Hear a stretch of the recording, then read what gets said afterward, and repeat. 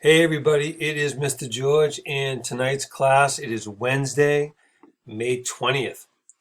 So tonight, we are going to read the story of an individual named Jim Clyburn, who is presently serving in the United States Congress.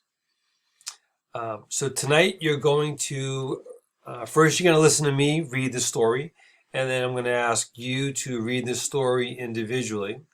And then as far as the assignment, I'd like you to do the same assignment that we've been doing. 10 vocabulary words, 10 sentences, what's the main idea, 2 to 3 questions that you would like to ask Mr. Clyburn. And there's also an example of the assignment by clicking on this link right here for assignment. Okay. And I'll be available during class. If you have any questions, you could just send me an email. And if you need to, you can always rewind the video if you wanted to watch it again. The story is in your student binder from pages 270 to 272.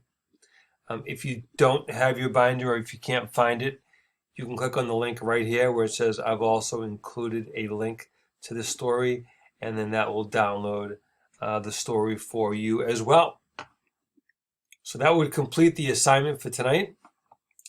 And again, all of the other things below that line are optional. These are the resources that are available to you all the time, with my videos explaining each one, the vocabulary website, virtual field trip, museum, as well as the math and geography with the photos down at the bottom. So there's my YouTube video for each one of these different options, and you can pick whatever resource you'd like to use depending upon what areas you would like to improve on, whether it's math, whether it's reading, vocabulary, or whether you just want to learn about a place you haven't been yet.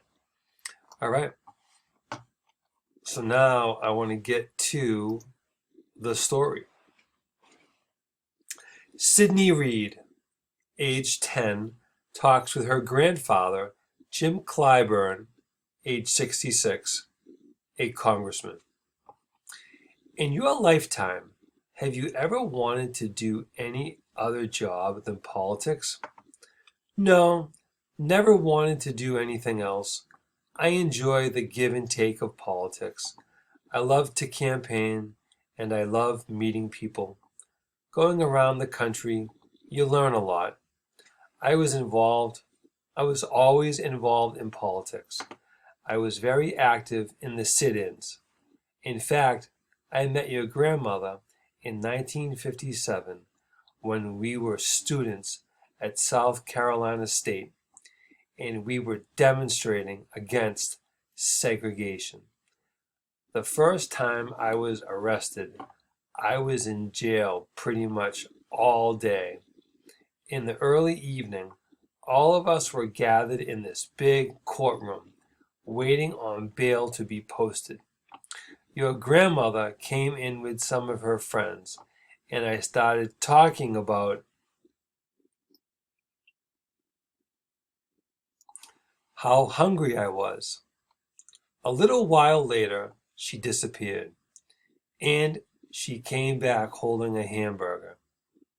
And when she presented me with the hamburger, I reached for it, but she pulled it back. Then she broke the hamburger in half, gave me a half, and she ate the other half. And that's how we met. About a year and a half later, we got married. So, have you ever felt you wanted to quit? Oh, absolutely. I'll tell you a story. When I won the primary of the South Carolina House of Representatives in June of 1970, there was this big party after the votes came in, and everybody was jumping up and down and very happy that we won. But the next morning, I went into the bathroom, and there on my sink was a little note from your grandmother. When you win, brag gently. When you lose, weep softly. And I just took it and I stuck it up on the mirror. We got into the general election in November, and when the polls closed that evening, all the news media announced that I had gotten elected. But then somebody rang my doorbell at about 3:30 in the morning and told me that something had gone wrong down at the courthouse. I went down there and they told me, rather than winning by 500 votes, we have determined that you have lost by 500 votes. So the next morning, when I went to my bathroom, I looked up at the mirror and I wept softly. I thought that this was the worst thing that could possibly happen. But I gathered my wits and I determined that I was going to go forward.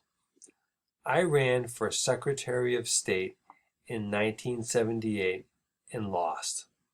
8 years later, in 1986, I ran for Secretary of State again and lost. And more than one person said to me, well, that's your third strike. What are you going to do next? And I always said to people, 3 strikes may be an out in baseball, but life is not baseball. And I just never gave up. And so in 1992, 6 years after I lost the second Secretary of State race, I ran for the United States Congress, and this time I won. There was just something that kept telling me, you can't throw in the towel. You've got to stick this out. You know, on our state seal in South Carolina, we have a Latin phrase that says, Dum spiro spero. While I breathe, I hope. And I've always felt that wherever there's life, there's hope. I never gave up. I kept running for office until I got it right. This was recorded in Columbia, South Carolina on February 9th, 2007. Thanks for watching.